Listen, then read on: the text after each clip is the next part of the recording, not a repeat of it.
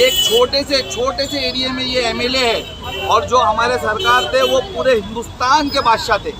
इनकी औकात नहीं, वो वली सिफत थे, वो परहेजगार थे, उनके लिए ये बोल रहे। इनके ऊपर भ्रष्टाचार के आरोप है। कब्रिस्तान का दलाली कौन खाया, स्लाटर हाउस की दलाली कौन खाया, यहाँ जितने हॉकर जोन बनाए और तोड़े उसकी दलाली कौन खाया, टोरेंट की दलाली कौन खाया, रिजर्वेशन के 26 एकड़ का जो हम बता रहे सब प्लॉट्स का, उसकी दलाली के खाने के चक्कर में कौन है, किसके लोगों के बंगले दलाली में बन रहे, किसकी गाड़ियाँ बन रही, सबको पता है। तो दलाल अंकल इलाज कराए, आप पागल हो गए। एमआईएम नेता साहिब पठान की हुकार, आमदार जितेंद्र अवार्ड पर दर्ज करो एफआईआर, नहीं तो एमआईएम करेगी आंदोलन।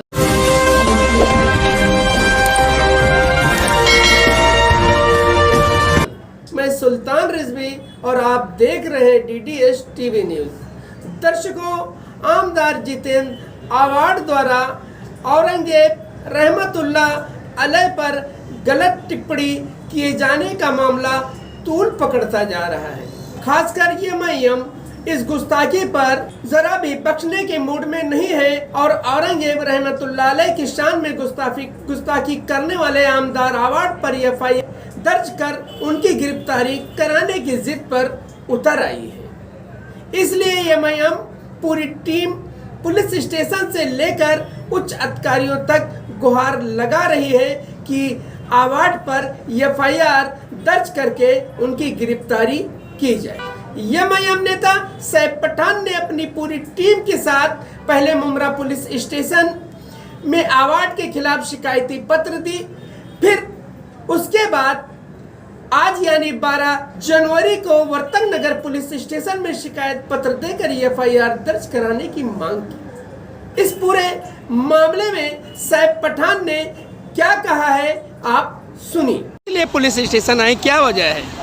देखिए कि जैसा कि आप लोगों को पता होगा कि जो यहाँ के मौजूदा एमएलए है वो पागल हो गए। अच्छा। और उन्होंने कल हमने इसके खिलाफ कंप्लेंट करने आए थे, जो उन्होंने स्टेटमेंट दिया औरंगजेब रहमतुल्लाह अलैह की शान में जो गुस्ताखी की, जो उनका स्टेटमेंट था उसके खिलाफ हम कंप्लेंट करने आए थे। हमको ये बोला गया था कि आपकी कंप्लेंट वर्तक नगर पे हो। उसके बाद आज हम लोग वर्तक नगर पुलिस स्टेशन गए, वहाँ के जो सीनियर साहब है सदाशिव से निकम साहब, उनसे हमने मुलाकात की। उन्होंने कहा कि आपने वीडियो कहाँ सुनी?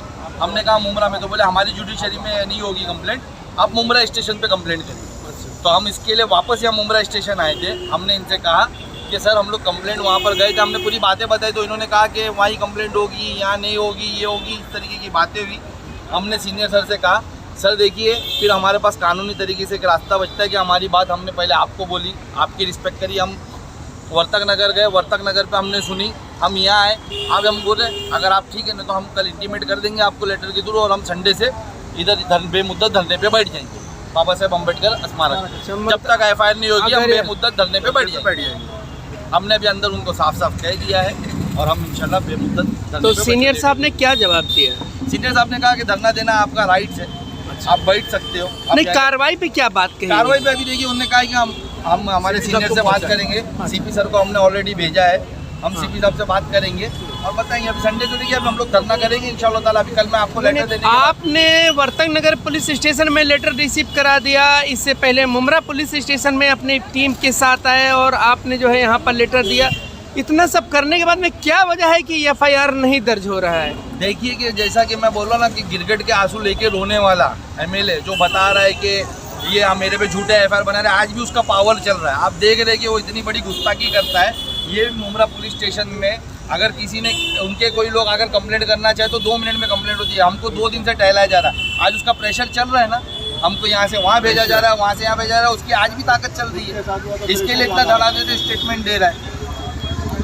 फिर अगला कदम क्या रहेगा आपका? अगला कदम हमने आपको बताया कि हम यानी ये जो पागल हो गए हैं इनके खिलाफ कंप्लेंट करके रहेंगे। हम ये गुस्ताखी बर्दाश्त नहीं करेंगे।